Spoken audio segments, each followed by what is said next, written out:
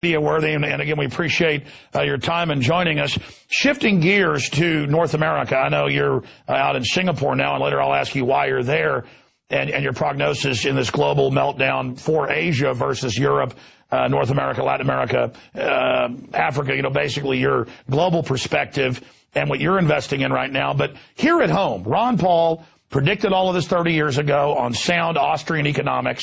I know that you study a little bit as well.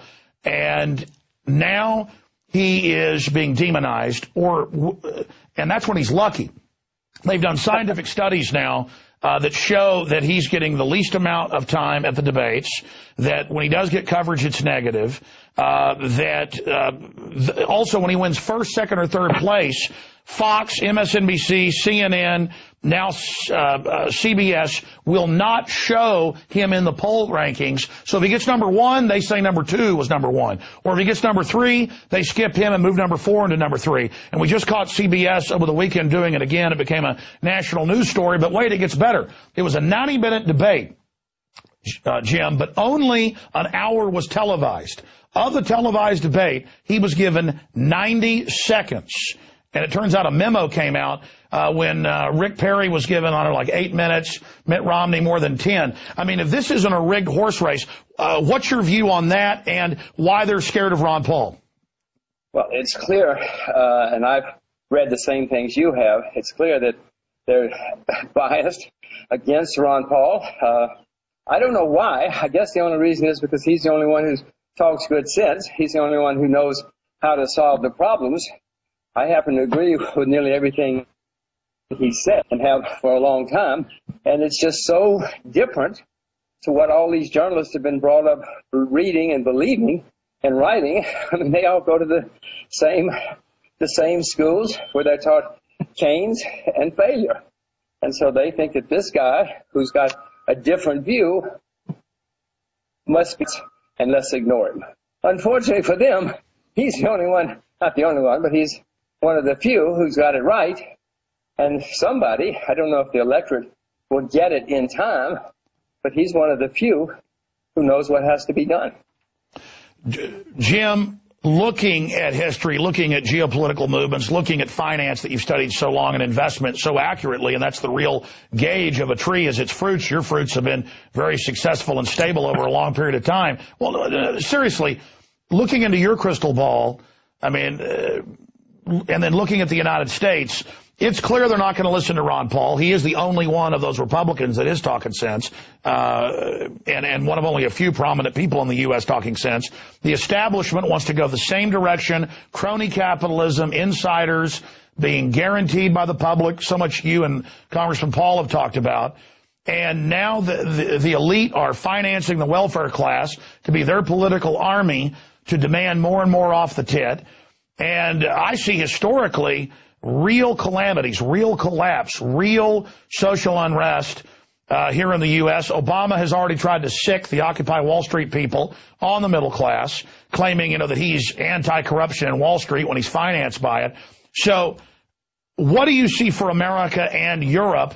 I mean, do you see a lot of really unstable things happening? Because it's clear they're not going to listen to you. They're not going to listen to Ron Paul. They know you're right. It's why they're scared of you. So is this ship going to hit the iceberg? What's going to happen? What do you see? Where do you see America in 5 years? Well, first, there's also a guy named Gary Johnson who is running for nomination. He seems to get it, too, as well. I mean, he hasn't been as prominent so long as Ron has, but he also seems to get it. But what's going to happen? It's what I've said many times. There's going to be more social unrest all over the world. We've already had some governments fail and some countries fail. Alex, and a lot worse. As the price of food skyrockets, as the economy doesn't get better, more and more people are going to be in the streets. Unfortunately, we now have a generation worldwide which expects free lunches, and unfortunately the money's running out now.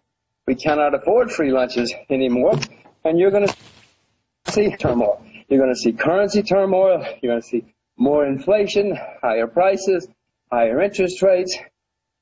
It's not going to be fun. Be careful, Alex. Be careful and be prepared.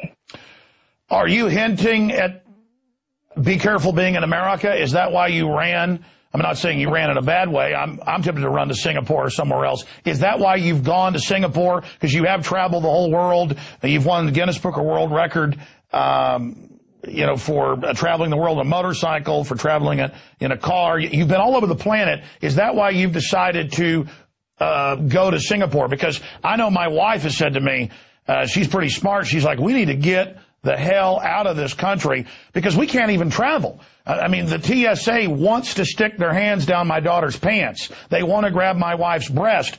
And my wife said to me last week, she said, listen, this is turning into Nazi Germany, and we need to be smart enough to get out of here. And I said, well, I'm going down with a ship on air. And she said, okay, but, is that what you're hinting at? Well, first of all, you can go down with a ship on air somewhere else. Now with the computers, here I am. I'm in Singapore, and you and I are having a perfectly competent and civilized conversation. That's not the reason I left. I'm sure maybe it had some factor. No, I have two little girls. They were speaking Chinese because I'm convinced that the best gift that I can give my children is to know perfect Mandarin Chinese, and to know Asia. I couldn't do that in New York. I love New York. I'm still an American citizen, still an American taxpayer, but I want to raise my children preparing them 21st century. I don't like what's happening in America. I hate it. Whenever I fly to America, I'm always a little bit worried because I know I'm going to have to go through American customs, American immigration, and I'm an American citizen. And I'm going to have to go with the TSA, and I'm always worried about that. You don't have to traveling elsewhere in the world, so you should listen to your wife. She's right, and it's getting worse. It's not getting better, but Alex, I'm here for my kids. A lot of people move to different school districts or different places where they can have a good music teacher or football coach or whatever. I'm in Asia preparing my children hope for the 21st century.